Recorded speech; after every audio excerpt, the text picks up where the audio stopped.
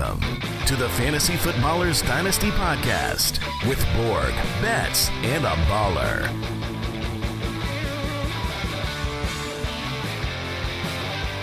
Welcome back.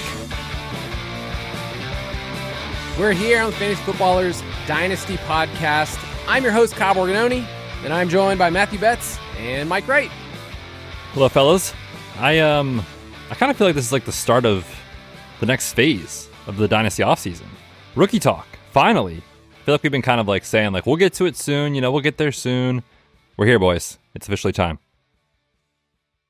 It feels like we're starting the two-a-days, and it's one of those things where the workouts, you're like, oh yeah, I'm going to do that, and then you actually have to get up and start working out. We're working out together. That's how I'm looking at it. Yeah, mental reps. There we go. Yeah, we're in fine physical peak condition right now. Yeah, don't worry about that. Don't worry about that. Yeah, and these players we're going to talk about, only great things. That's all we're going to hear about. We have Senior Bowl coming up. We have the Combine that's going to be happening in about a month and a half. Like, only good things. And on this episode, we're mostly going to give an overview of the 2025 rookies and kind of give our thoughts of how we see rookie picks sliding right now. I mean, we will have, in Super Bowl Sunday, our first rookie mock draft. But I think I enjoy that it's a process over the next couple of months. Like, I don't have to land at a final opinion of Jalen Milroe right now, which, by the way, the Alabama quarterback, I've watched him for years. My family's Alabama fans. How that translates to the NFL is a different conversation. And what I see on film, what the production profile says, his very small hands that I've already been told. He has tiny hands. What, like Austin Eckler? Did you guys catch that? Tom Brady I missed that. Putting Eckler in a body bag after the fumble. Oh, come on. The fumble, he was like, "That's one of the knocks on Austin Eckler. He's got really small hands." It's just like, whoa, Tom. Like, Eckler is so far along in his career. We don't even talk about how big his hands are. He fumbled in a really big moment, but why you gotta be like, what an idiot fumbling? Also, his hands are so small and embarrassing. It is hand sign season. It's that time of year. Yes, it is. Yes, what you're referring to, Kyle, is Jalen Milroe weighed in at the Senior Bowl official measurements, 8.68 inch hands, which, for context, Kenny Pickett was like the poster boy of the last 5, 6, 7 years of like the small hands award. He was 8.5 inch hands, so not the best start for Milroe here in the process. I know. I will say that as a Falcons fan, a lot of things were made about Michael Penix and his hands, and they are massive. Like, his fingers are incredibly big when you look at him holding the football, and he holds it a little different, especially as a lefty. It just comes out different than everyone else. So when you see like a tight spiral from Michael Penix, you go, oh, that kind of makes sense, but there's also things that we just overvalue.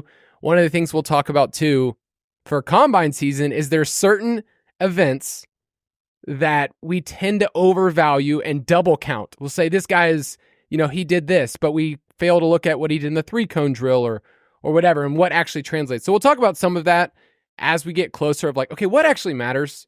These are really fun measurements. It's really fun to get data points, I think, just to talk about. And sometimes we go a little too far down the rabbit hole. Like, I know there will be a point where I'm in the spreadsheets and you guys got to pull me out. You guys got to make sure that I don't go too far. You get lost. I get lost. Lost in them sheets.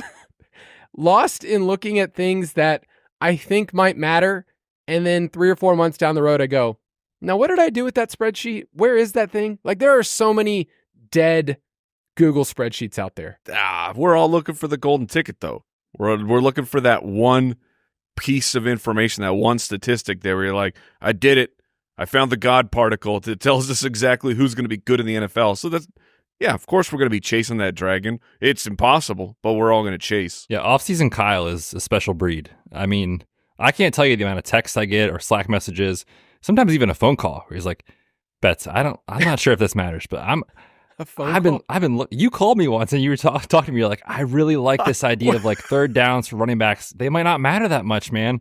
And this is when we had the twins. Okay. So I'm like sleep deprived. It's like the middle of summer. I'm like, Kyle, you needed dude, it. I appreciate your effort here. Like, I'm not there with you right now, buddy. Leave me alone. But offseason Kyle, he will dig for the stats that matter to only him.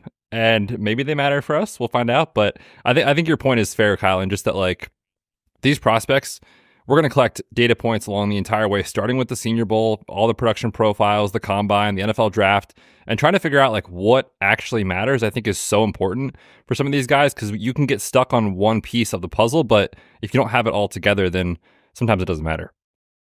I will say, if that is the one phone call that I made, and I've talked to you a couple other times on the phone, but you've called me before. Otherwise, it was about that third one downs. Sticks out.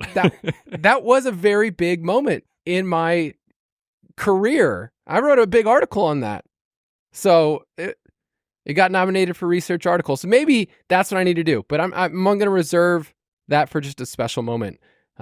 Maybe I won't even have one this offseason. We'll see. The 2025 Dynasty Pass, which is part of the Ultimate Draft Kit Plus, will be out on Super Bowl Sunday. We're taking pre-orders right now.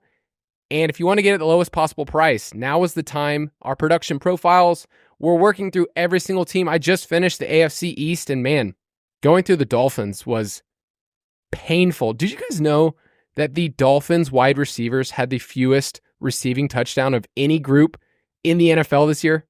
That makes sense. I felt it a lot last year. It was really bad. You didn't see the big plays, but I also got to break down that team, their contract situation. So that's all there. The team opportunities in the Dynasty Pass. Mike, we just updated some of our production profiles. Some of the running backs we're going to talk about today, they look pretty strong, but that'll be out very soon. Yeah. We'll start talking some data here, but yes, it's very encouraging to see these the market trends. And when we say production profile, if you're new to that, we're essentially, like comparing what one of these kids did in college, like how much of their the team's running back, their rush yards, the rushing touchdowns, the receptions, things like that, then comparing that to players that are in the NFL that we know are good for fantasy. What did they do in college? Like, so just, they're building up their profile so we can have at least something to compare to pros, because, you're never 100% sure how a rookie's going to do in the NFL till they start taking snaps, Marvin Harrison Jr. So even when guys look fantastic, we need all the information we can to make the best probability guess, because it is a guess, but it is you're trying to build that probability in your side. You can get all that at ultimatedraftkit.com, or if you're feeling spunky, dynastypass.com, which, if you're feeling really good. All the URLs. All of them. I did want to start this off with a little bit of a game. I want to play a game. I know that music is terrifying for Betz. Mike, you like games on the show, right? I do. Well, usually a game ends up that, like, one of your takes or one of your held beliefs is made to look stupid because we like to compare players that you think are great to players that you think are not, and then you find out that they're like exactly the same statistically. Kyle's goal is to make us look like idiots today, Mike. Yes. Yeah. So I'm sure we'll look the fool. Yeah. So this is going to be Betz versus Mike. So you guys are going to kind of compete against each other. Two fools. One of you will look dumb, and I wanted both.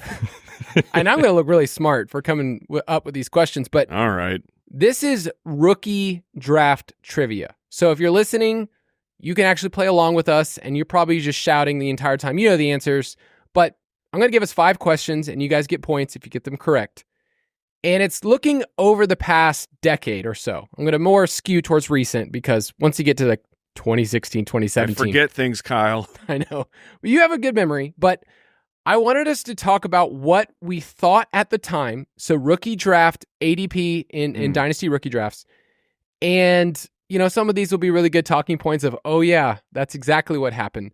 But we're going to talk mostly ADP here. So where did these players go in their rookie drafts? The first question for you guys is kind of a back and forth affair. It's kind of to see if you guys can keep up. But last year, we did not have a running back go 101 in one quarterback drafts, right? Like it wasn't even considered. Jonathan Brooks would have been the first one off the board.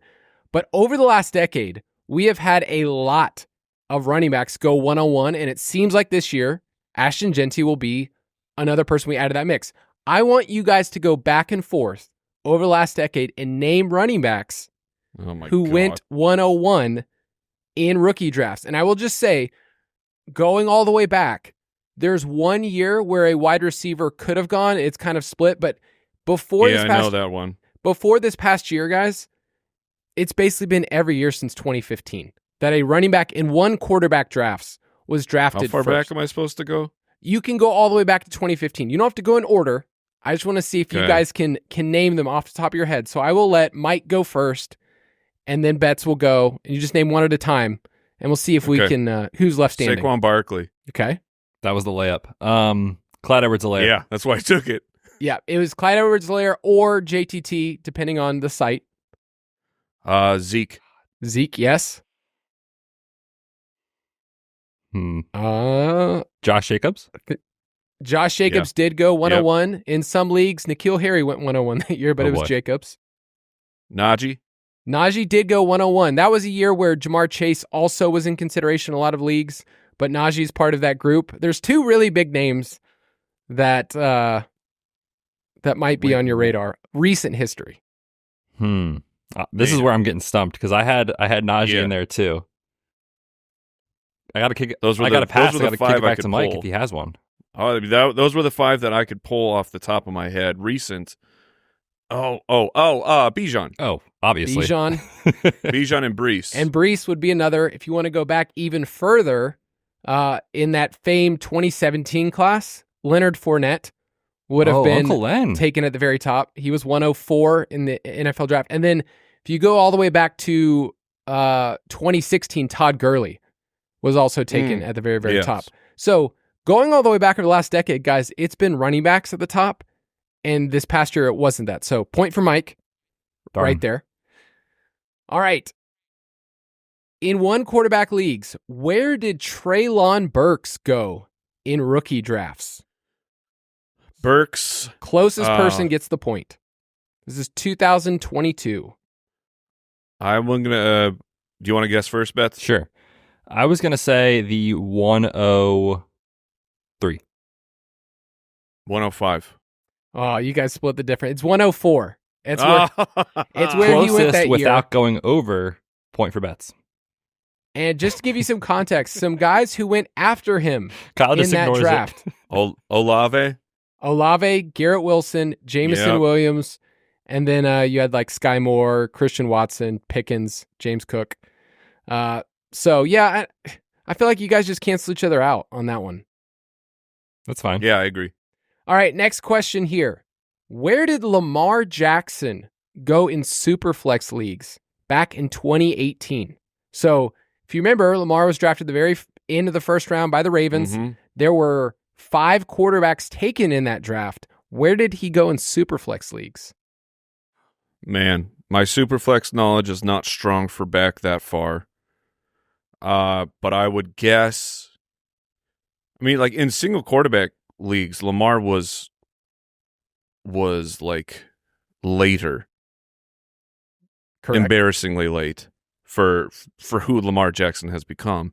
Superflex, I will guess that he went like 201. Okay, Betz. I'll go that late. Yeah, I'm just thinking back to like the general media view of Lamar, which was like, he might have to convert. I don't know if he can play wide or quarterback. Like that was like the thing in the NFL draft back then. And Flacco was still like. So I think there was a lot of stink around Lamar at that class. I was going to say like 205. All right, he went at the 107. Oh, so wow. He had a little bit of steam. Yeah. But still, even 107 right now, we're like, that sounds insane. Like, why did this guy not for a quarterback draft in the first round? That's wild. Yeah. Right. Like if you just think of what Jaden Daniels was, who's very much a Lamar comp, and you're like, oh, well, he was going to go 102 in most Superflex leagues. It's crazy. Also that year, just as a little bonus trivia, Josh Allen went as the QB5 at 205. Wow. In Superflex. So I got the 205 right.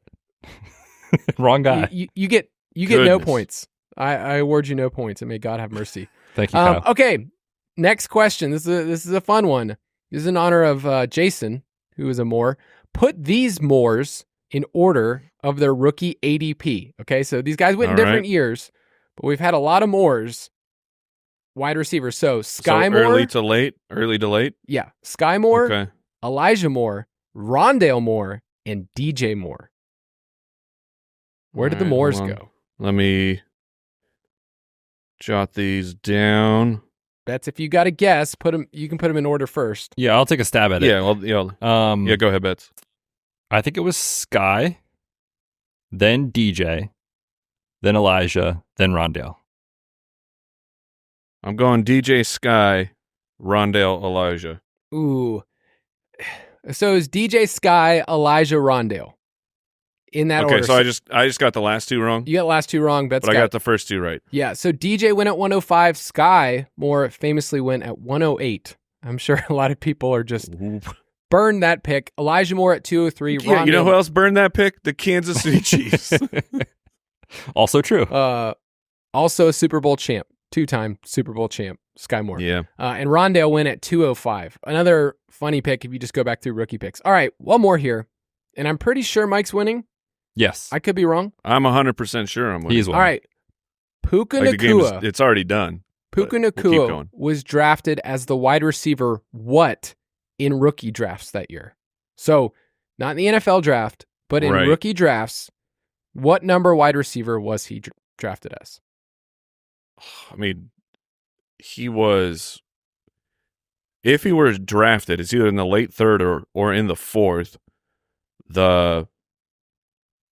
He went undrafted in plenty. I will give him like wide receiver 15. No, that's not even enough. I like a wide receiver 20. I don't know. I was going to say 15 is the number that literally was in my head the whole time, and then you said it, and I was like, wait, if he didn't even get drafted in half of these leagues, there's no way that's possible. So yeah, somewhere around 20 is what I would say too. It was 15. Oh, we were so smart. Gotta listen to the gut. Dang it. So wide receivers that went ahead of Puka, you might have heard of before. Jonathan Mingo, Jalen Hyatt, Cedric Tillman, that's fine. Tank Dell, Keyshawn Butte, Michael Wilson went as wide receiver 14 on average. Which, look, I'm fine with all these. This is why Michael Wilson was a day 2 pick. Right. And I think going through this and just looking at the data, and we have some articles on the site if you want to look at them, just here's what happened in rookie drafts, here's some mistakes, here's some things we can learn, is that it's really easy to have hindsight analysis and say, here's what happened, I'm so smart or I'm so dumb or whatever, but more of just seeing that there's a range of outcomes. Everybody's going to try to find a Puka. And everyone tried to find this year's Puka, and a lot of times they just don't exist. And that's okay. But looking back through some of this, I see like so many different evaluations that at the time I thought this player belongs here in rookie drafts. That's just where they go. And you kind of see a lot of groupthink of just like, this guy's the 108. Sky Moore is the 108 no matter what. And so many of those picks get burned. So we will have a lot of discussion over the next couple of months, but it was fun to go down memory lane. Mike, you're the champion. Betz, not even close. Yeah, that was a poor performance on my part. Not proud. Per expected. Yeah, Okay. I would say your win expectancy in games is non-existent. I clam up, man. I hear the intro, the drop, and I just get nervous. My blood pressure starts going. So yeah, I just completely falter under pressure. All right. Well, you got the off season, so start those 2-a-days and train up. Let's take a quick break. We'll be right back.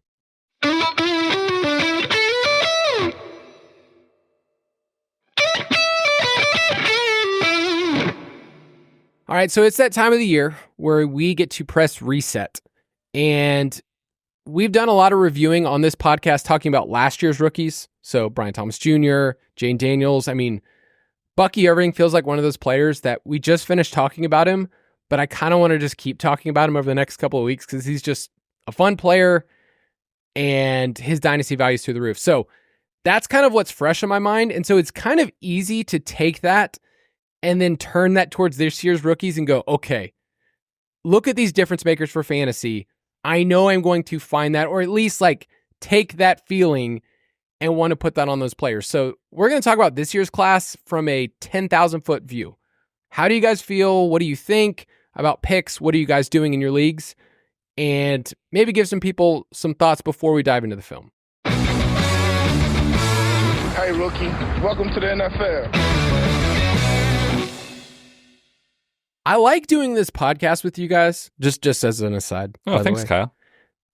But you didn't let me finish my point. Because I think we're pretty honest with each other.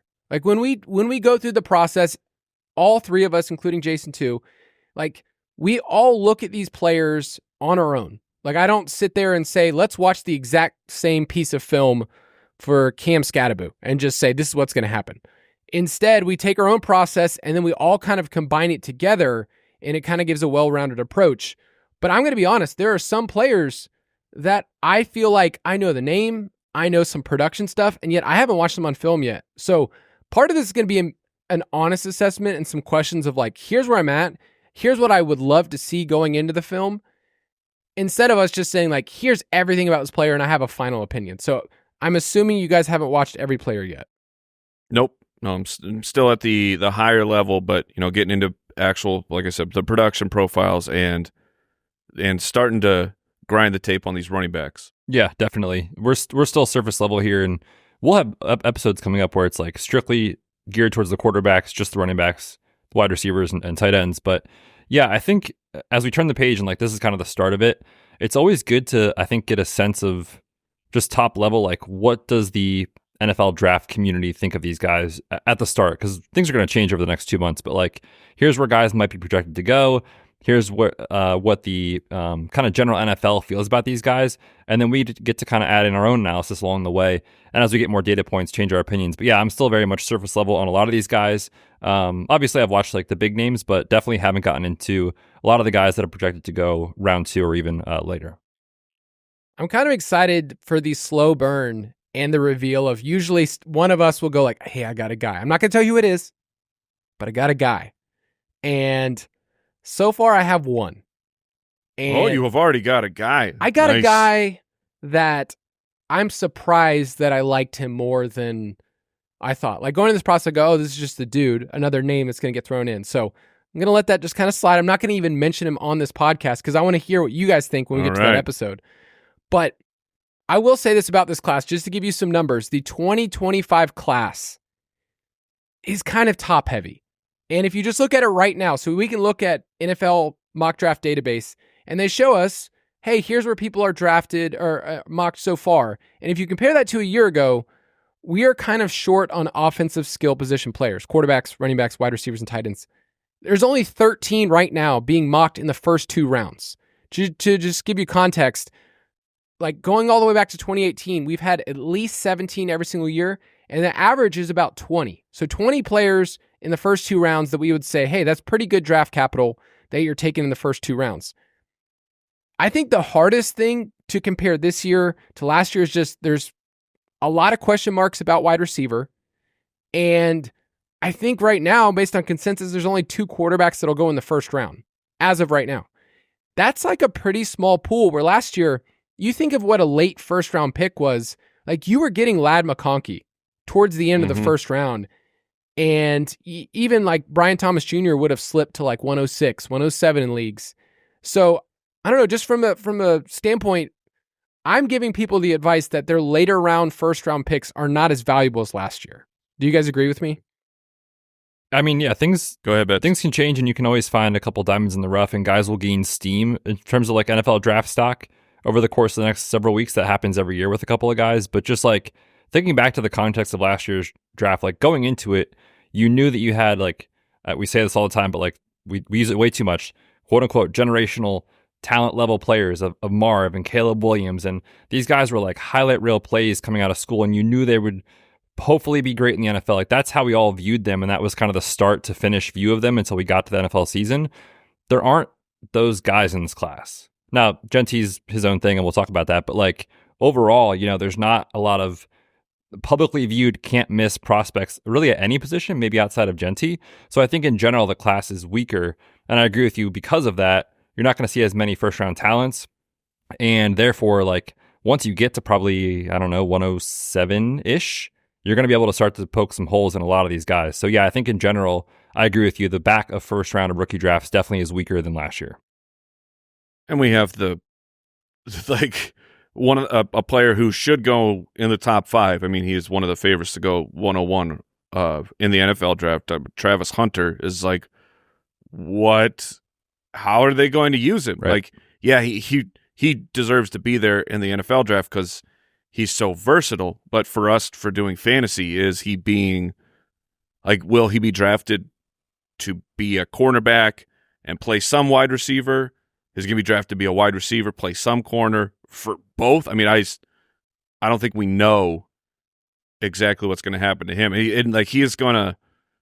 He could possibly break a whole bunch of models out there because draft capital is so important to us. And you're like, yeah, but how about this wide receiver who was drafted 101? You're like, oh, but then he plays cornerback. I don't know. That would be so wild. That whole situation is wild. If like over the course of, till like April and May, all the news is like, yeah, we're thinking wide receiver with this guy. And you're like, okay, 102. You pick him, and then all of a sudden, you're like, actually, in training camp, we're thinking more cornerback. You just burn a top 3 rookie pick on a cornerback. Hopefully we get more clarity there. Draft day, when they're reading that out, his position, we're all going, huh? And if they say cornerback, we're all going to be devastated.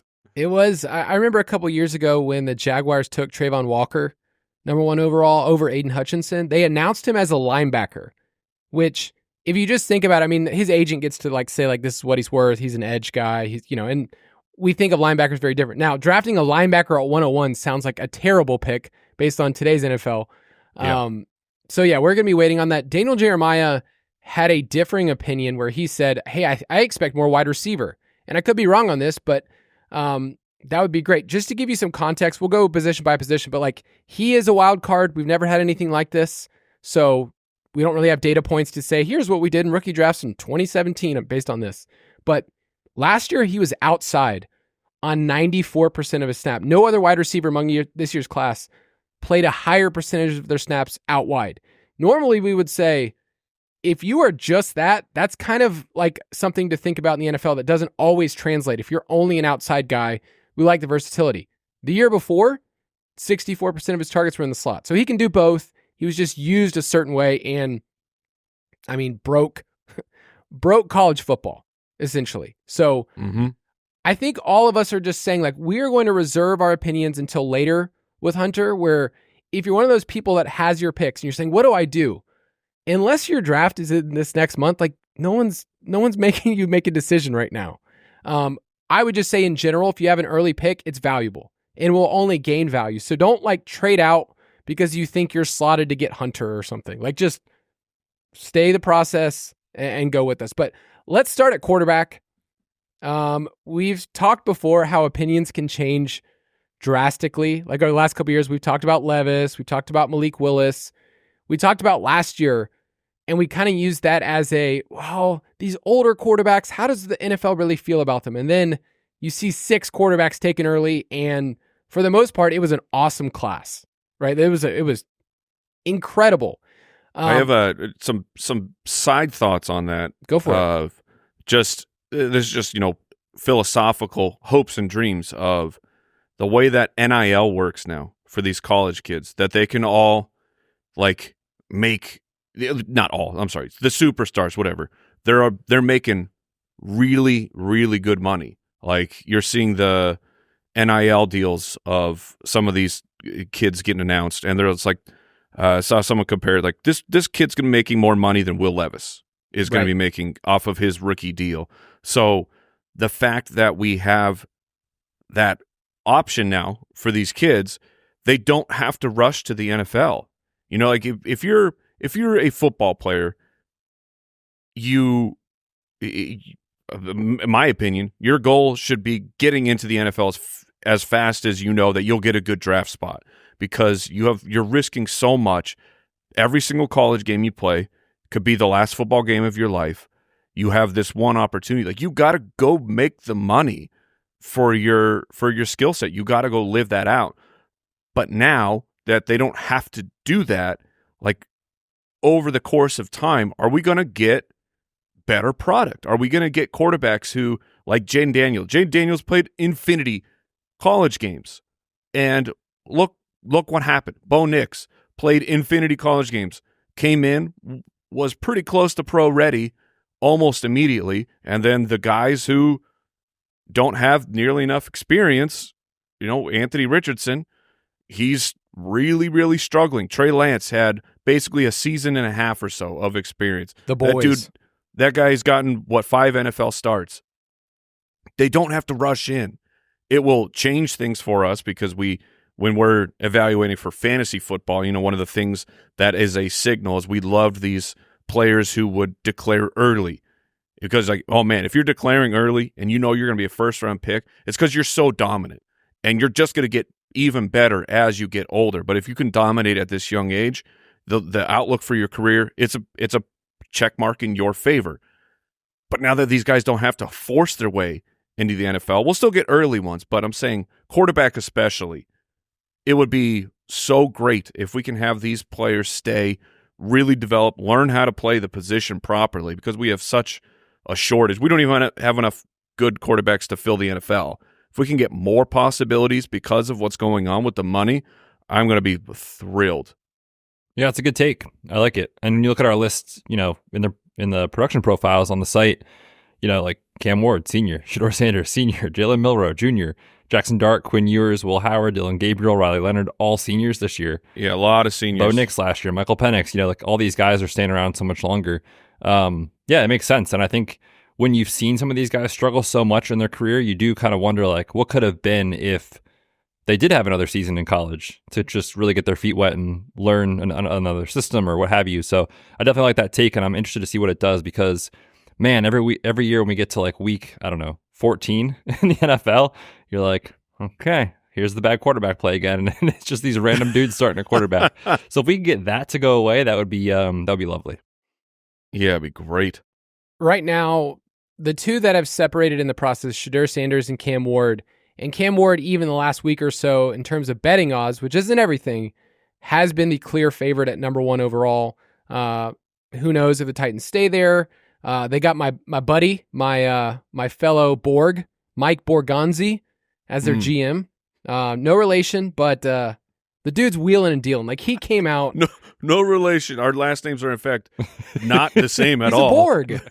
They just have He's a the Borg. word Borg. So do you claim the Borgs from Star Trek? No, not at all. Not even close. Okay. They're gone from the family tree.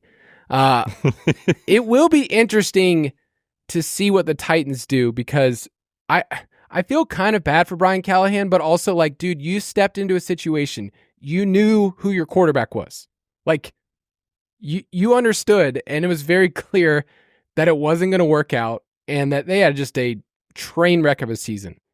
Yeah, but you got to make a move sometimes, or otherwise you're Bobby Slowick, and you waited out your opportunity. Your opportunity for being a head coach is now gone.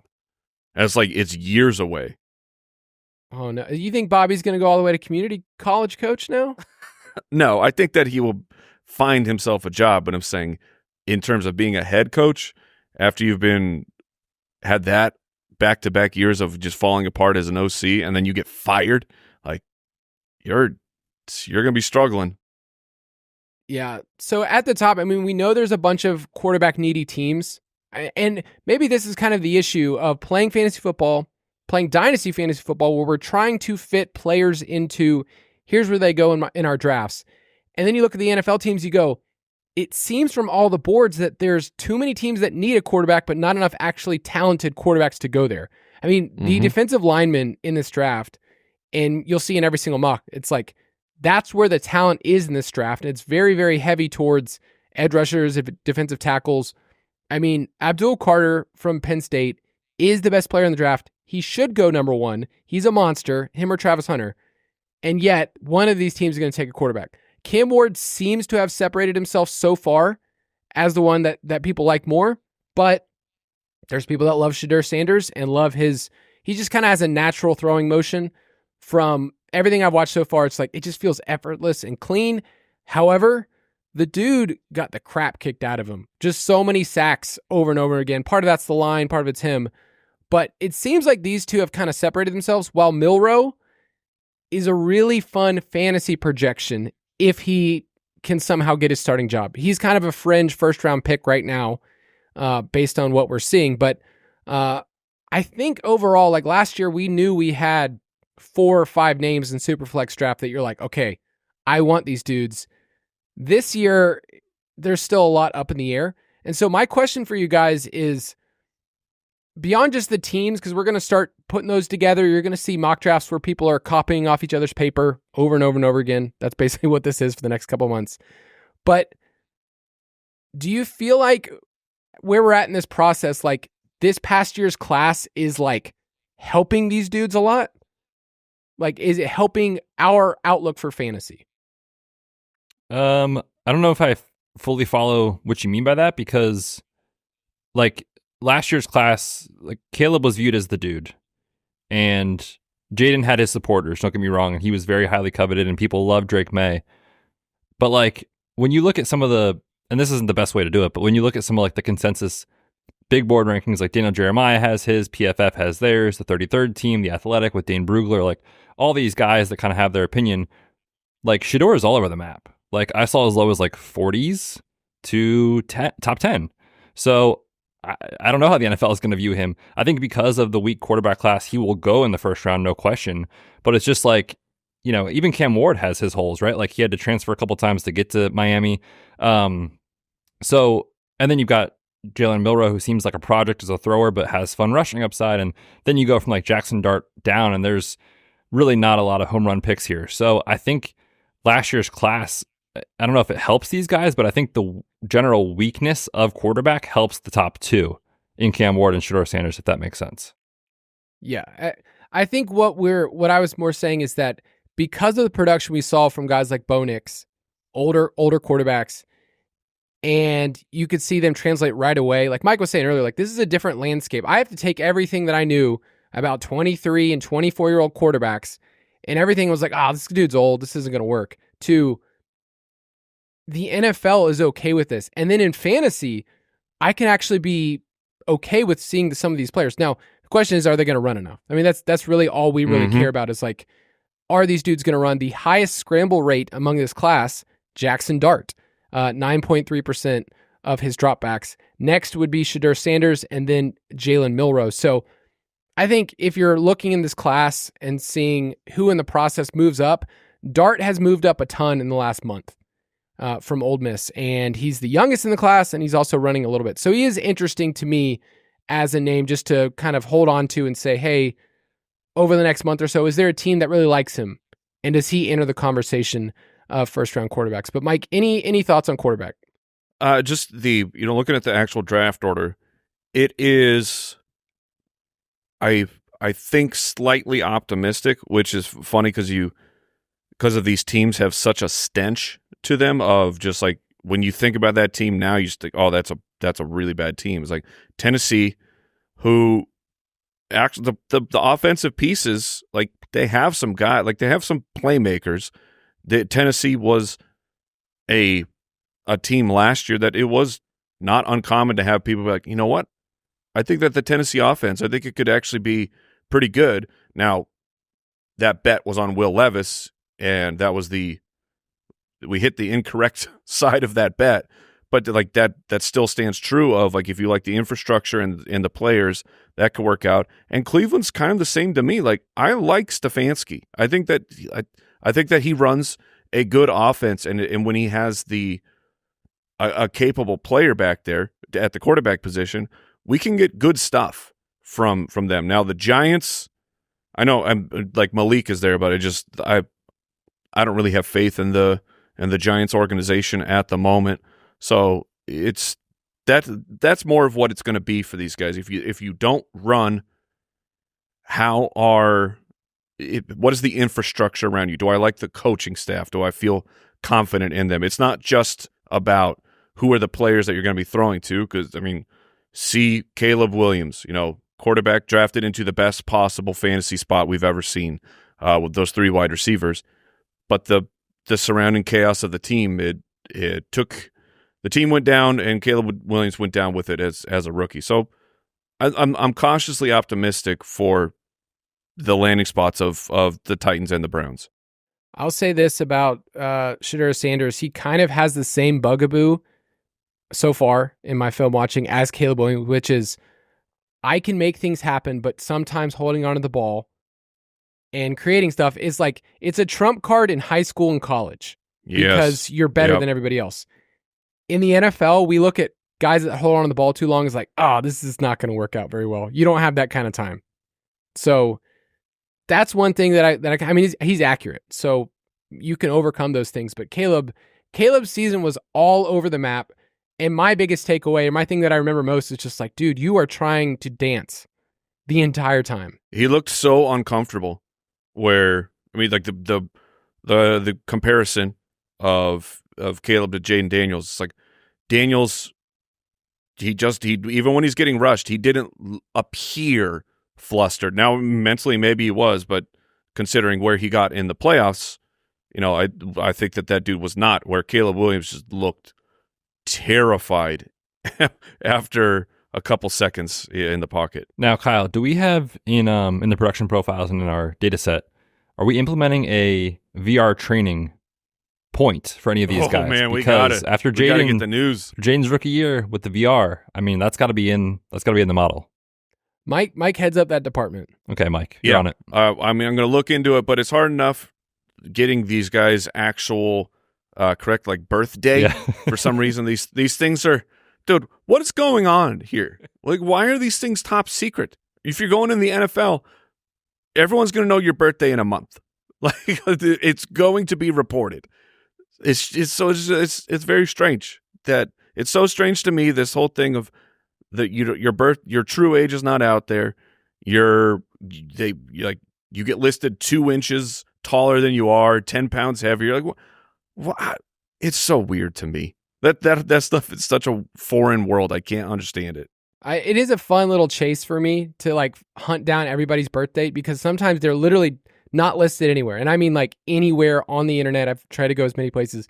One player who I just like saying his name, Baishal Tootin of Virginia name. Tech. I didn't know if we'd bring up his name, but I found out his birth date from finding on Twitter when Virginia Tech said it was his birthday and then having to backtrack until like figure out the days from there. That's how I figured out his birthday.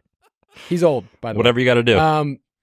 Yeah, let's talk about running backs because there's one name which you've probably been hearing about for a year. It's Ashton Jeanty of Boise State. And right now, based on most mock drafts, which, like I said earlier, everybody at some point is participating in groupthink. We've all been a part of it. He seems like he's going somewhere in the top 20. A lot of people, and I mean a lot of people, have him with Dallas, which makes sense to me, but also we're just copying. It seems like we're getting first-round draft capital, though. And that's significant, and he's going to join that list of 101 running backs for most people at this point in the process. And it's hard to argue because the things that translate from college are, did you get yards and touchdowns? That's like, I mean, running backs is almost the least complicated from a production profile standpoint. And then we kind of try to figure out what scheme do they fit in? What type of runner are they? Do they have a pass catching profile? But like, he's there. And then there's a bunch of other dudes that I think are really interesting for early day 2. I'm not really seeing anybody else entering that first round conversation, but early day 2, I mean, I probably have 2 or 3 names that I'm kind of excited about. Like I'm excited to have a running back at around that 105, 106, 107 range in rookie drafts that like they're a good prospect and the landing spot matters. But like last year we were throwing darts at running back and you saw that. It was brutal with so many rookies. Like I was going back through and it was like, what I thought at the time is I'm just going to hit with one of these guys. It's going to be Benson. It's going to be Brooks, Marshawn Lloyd. One of these dudes is going to hit, and none of them did. Corum, whoever. But this year feels a lot different. And Betz, do you feel that way so far? Yeah, there's a lot of names that I'm definitely intrigued that I think will go somewhat early on day 2. And what I mean by like early is like top like 60-ish overall picks. Like Amarian Hampton, Travion Henderson, Caleb Johnson's getting a lot of love. Cam Scattaboo, maybe we'll see. Quinshon Judkins. Like there's a lot of names that, they're not perfect prospects like, other guys that we've seen, maybe Jeanty, but it's definitely like Jeanty at the top and then this kind of group of like 4 or 5 that you can put in whatever order. But like those guys are getting enough buzz right now for early round 2 that you definitely have to have them on your radar. And obviously, like you said, landing spot matters a ton, but that's kind of the overall view of the class is it's Jeanty's world. We're all just living in it. And then like that little group of like 4. And then from there, some fun sleepers. But of course, those guys are all low probability bets that, will go in round 3 through 6 or 7.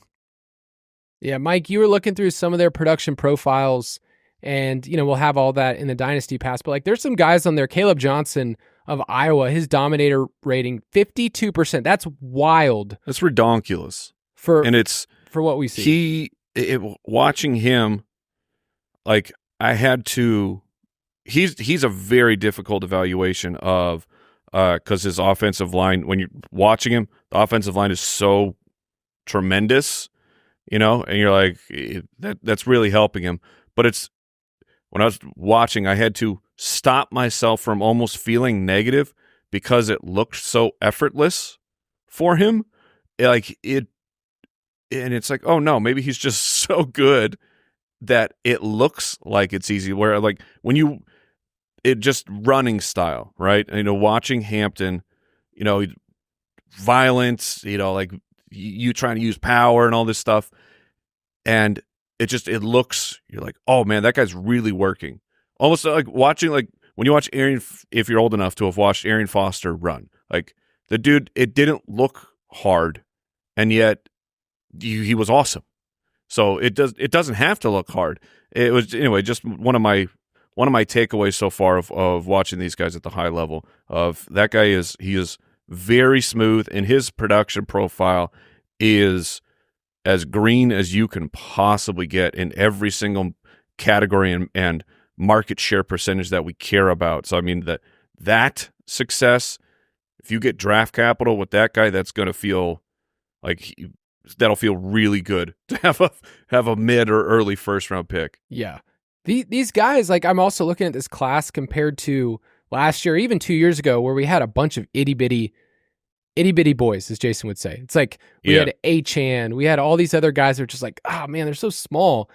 And, a lot of these guys might be boosted a little bit in their profiles, but we're talking a lot of running backs that are above 200 and around that 5'11", 6 foot range, where it's like you profile as the type of running back in our metrics that like you can be a 3-down workhorse. And a lot of these guys also have the pass catching to go with it.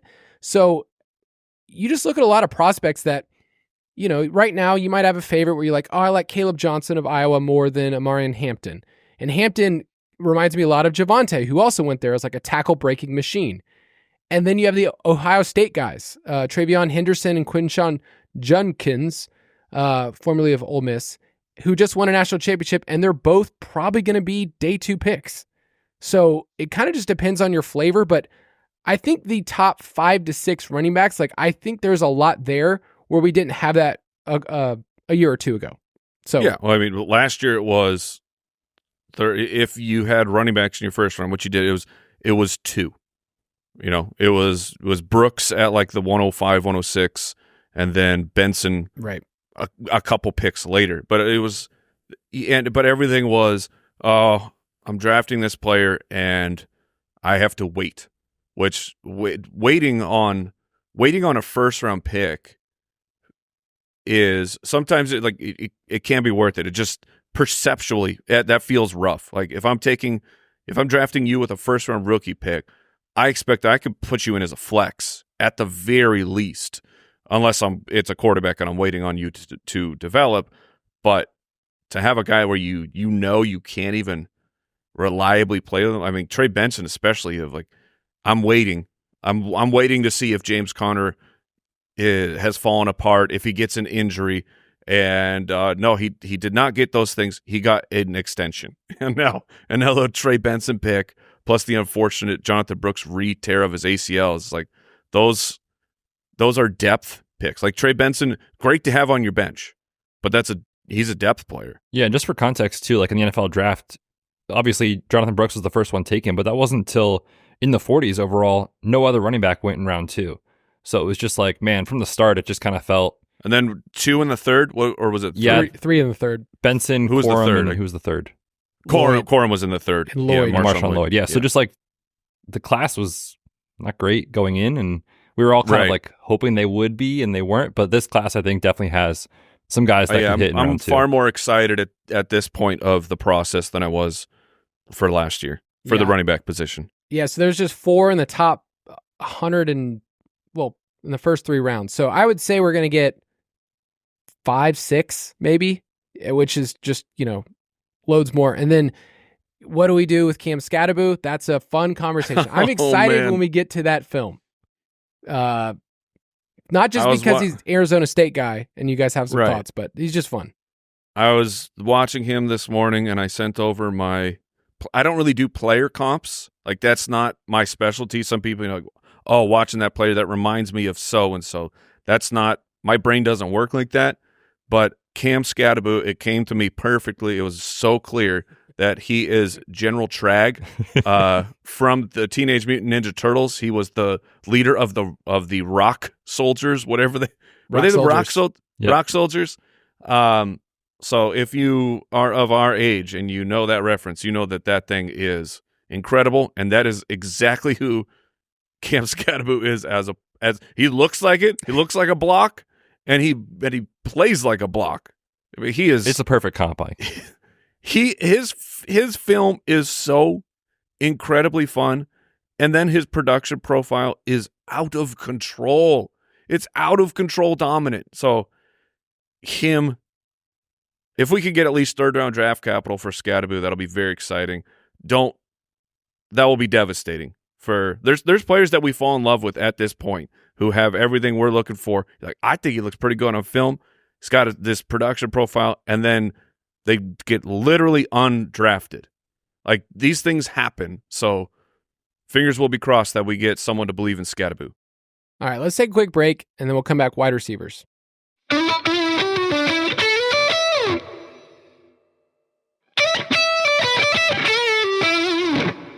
All right, moving on to wide receivers, and we'll talk tight ends too. The class seems a little bit like we're wishfully thinking that there's more in here. And when you think about last year, we had the first-round guys that just crushed, Brian Thomas Jr., Malik Neighbors, and even we gave some context around Marv of like, hey, for a rookie season, this was good. It was fine. For redraft, we were definitely stained of what we thought it was. This year, depending on what you want to do with Travis Hunter, we already talked about that. Behind him, true wide receivers, it's Tetaroa McMillan of Arizona, who is a monster of a man. I don't think he'll come in at 6'5", but he's tall. And then behind him, it's a bunch of guys that I have a lot of question marks about. And that's probably, in this process, I'm starting my wide receiver film. I have a list of questions. And my first question is like, how many wide receivers go in the first round? My initial guess, and I kind of do this, Betz and I do this process where we ask questions and then each month we update the chart. Right now, I would guess 4 wide receivers go in the first round, which feels like not a lot. I would put the line at like 3.5. And is that counting Hunter as a wide receiver? That's not counting Hunter. Okay. That's me putting him as a cornerback. So in that sense, it feels like the class is short-sighted, and so you're going to have a lot of dudes where you take them at the 107 or 108, and they end up being, hey, this guy got second-round draft capital by the Chiefs. It's Sky Moore. I think it's going to work. Like, that's who's going to get boosted up, though. That's just traditionally what happens in Dynasty. So what are y'all's initial takes of just looking at the crop of players we have and saying, like, does it feel like there should be more here? Especially wide receiver is the position in Dynasty that we fall in love with. And I feel like we're going to be left wanting a little bit. I'm not trying to be a Debbie Downer, but it's like there's not as much here as last year. Yeah, you just have the casual, like, you just take a casual buzz of wide receivers, of like when Jamar Chase are coming into the league, like that, it breaks through to people who aren't diehards of following NCAA football. And we, like Jeanty, he broke through. I mean, like, casuals know who he is, even if you don't know where he goes to school. You're just like, oh, I've heard that name, and I heard that he's a running back who's having an incredibly great year. When there's a superstar, we know about it generally before the year of. Like, it feels,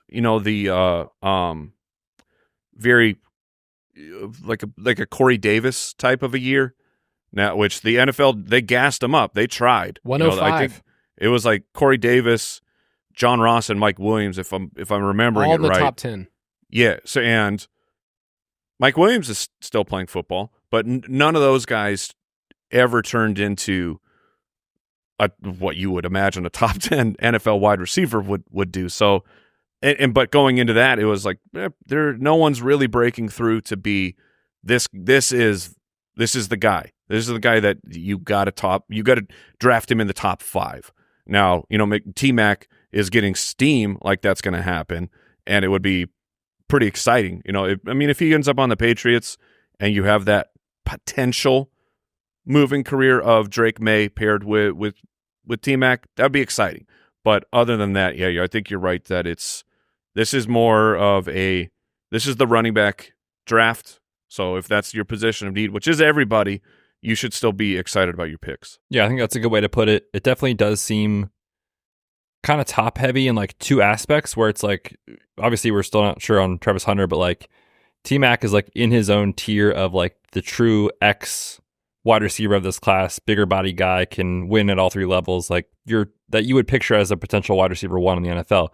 Then Luther Burden, he has his supporters, but he's been more of a slot guy in college, and it's like, okay, how does he fit in scheme-wise? And then you go down to like Igbuka, Matthew Gordon, Isaiah Bond, Trey Harris, those types of guys, and they all have their issues. There's some strengths, obviously, but they all have some weaknesses too. Going back to last year's class, like, when we had the big 3, as we were all calling them, with Marvin, Neighbors, and Rome, it was like, these guys are clearly NFL talents. Like, it's definitely going to work, is what we all thought. And looking at this class, it's like, I could see it on a couple of guys, but there's nobody that I think is a home run pick as of right now. It's also interesting. I follow a lot of these, mock draft database, like where the stock is going. So I have a list of here's where it was a month ago. And then now here's where it was a month later. And every single time I go, oh, did you play? Did you play in the college football playoff? Because if you did, your stock is mostly up. Yes. Because that's what everyone just saw. So like, it's funny, the Ohio State players, the Texas players, like their stock has gone up. Matthew Golden was really good, though, against Arizona State. Really good. He had 4 touchdowns the last 2 games. Isaiah Bond was a player who was listed up there, and then his stock kind of went down based on what he did in the college football playoff. So just keep that in mind. Whatever you see in early January is a response to what did we see last. And then once we get more information in February, the combine, you'll start to see things change. So just because a wide receiver is listed as, Isaiah Bond's like 48th overall, and like he was a player that I had tons of concerns. And I don't know if you guys do this, I just saw Adonai Mitchell come from this program with the exact same issues of he doesn't get targeted a ton, and this is how they use him. And then you saw Adonai Mitchell in the pros have the same issues. Like, it's easy for me to do that. So I'm just letting you guys know I have a bias about Isaiah Bond already that I'm like, oh man, I'm putting it out there though. I appreciate the honesty. You're acknowledging it? Yeah, he also went to a rival high school around here that I don't like. Oh my God, man. Get it together. He's just off I'm just telling board you. Completely. Doesn't high exist. school? Kyle's still keeping high school drama. Look at this high guy. school. Look at this guy. Dude. Grow up, Kyle. Dude, here in Georgia, it's a big deal. And just, Then Georgia needs to find some new things to be a big deal. if 20 years later you're still throwing back to, oh my God. Yes, Kyle, your 20-year reunion's got to be coming up. That's this year actually. Yeah. Thank you, Mike. You're welcome. I might actually attend. No, don't go. It's just a big grift. No, I probably won't go. But yeah, just name your bias. Put it that way. Like if you watch, that's fine. That's really my takeaway here. And me, don't worry, ladies and gentlemen. Me and Matthew Betz will give you unbiased fair takes. I have no bias, except for Tyler Warren is going to break football. Okay, let's. Oh yeah. We have some biases. Let's talk about tight ends then. Okay, See that transition Penn over here. That was a good transition. But Tyler Warren, tight end from Penn State, he breaks a lot of things in the spreadsheets. And there's really, I'm kind of excited about tight end this year Beyond just Warren, we have Colston Loveland.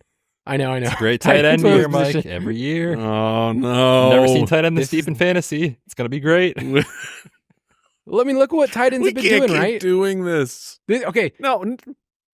This is the conversation. It's not the tight end. No, don't look at what the tight ends have been doing. I'm more the same saying thing. That's There's the conversation. There's 3 guys. There's 3 guys who are good. That's all we'll ever get. That's all we'll ever be allowed to have. I'm excited. Are you excited, Betz? There's some interesting guys in the class. I think back to last year, obviously it was Bowers, right? And yeah, like some people were like kind of interested by. Whoa! I think you're leaving out guy who caught fake punts. Okay, I would that Washington drive. That was a beautiful catch. And right as I was ready to be out, the body control, turn back. I saw that in prime time, and I was like, I'm back. I was ready to be out. No, I was, because I was like, man, they're definitely going to re-sign Ertz. And here comes Ben Sinnott on the 4th down play. Yes, that was great. But like, obviously it was Bowers, and then it was like, we kind of like Ben Sinnott. Maybe it works, maybe it doesn't. And then some people were like, oh, Theo Johnson, he had the athletic profile, like maybe it could work. But like, there was nobody behind Bowers that people were like, this is good, this is exciting. And I feel like in this class, there's like 2 or 3 names, like Tyler Warren, Colston Loveland is getting a lot of first round buzz. Harold Fannin Jr.'s production is insane. 3.74 yards per route run is unreal. It's not normal. So like there's some guys that you're like, okay, like maybe. But again, it's kind of the big 2 of Warren and Loveland, and then a lot of unknowns. Tight end is one of those positions that, and Mike, you're here. Like you fall in love with a guy that you really, really like at the position, and then you're kind of just like hold out hope, because the trajectory is you can kind of wait on some of these dudes. Like you're not always expecting everybody to be Bowers. But then I'm on this, maybe it's a Kyle Pitts thing too. I'm biased, people, where is this player even a tight end? Is this guy even like lining up that way and on the field enough? Harold Fannon's one of those players where, is he big enough to be a traditional inline guy? Is he an Evan Ingram type?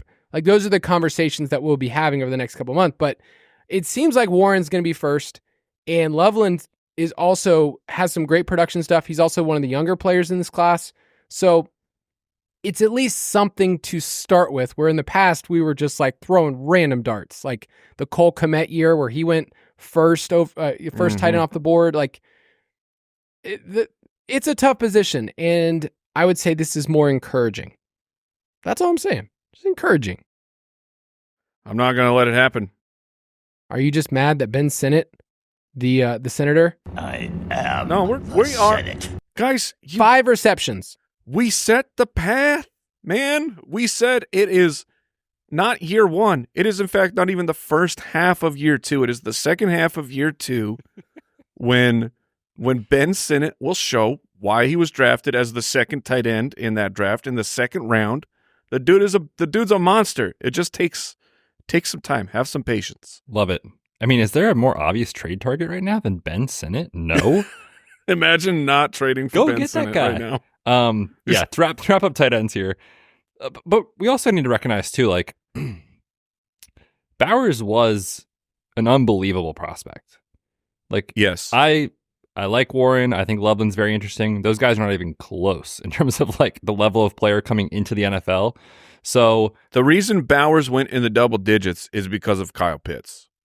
Yeah, like people saw the waste of. They're like, whoa, the tight end, the top 4. Like, I really do. I think that teams saw that and they got nervous to spend that high of a pick on a tight end, despite watching Brock Bowers do what he did. Be like, no, this guy's an absolute freak, and every team should be drafting him. Today, I was talking to Betz about Kyle Pitts, as I usually do, and I just called him, he's bougie Mike Gesicki. That's all he is. He's just a really bougie, expensive version of a hybrid wide receiver tight end that's really neither of them. But people are asking, Kyle, is he a second contract guy? Because he's entering the final year of his 5th-year option here with Atlanta. Because they picked up his 5th. Yeah, I was working through Atlanta's team opportunity today for the Dynasty Pass, and I was like, man, this guy really saw fewer targets than Ray McLeod last year. Who, no disrespect to Ray, but had been a special teamer for basically his entire season before this past year. It's like, man, maybe Kyle Pitts just needs a change of scenery and a new team. I don't know, man, but yeah, it's rough. Maybe. I feel like there's going to be a lot of people like on their deathbeds and they share their regrets in life. And it's going to be, I took Kyle Pitts and then I just stayed with it.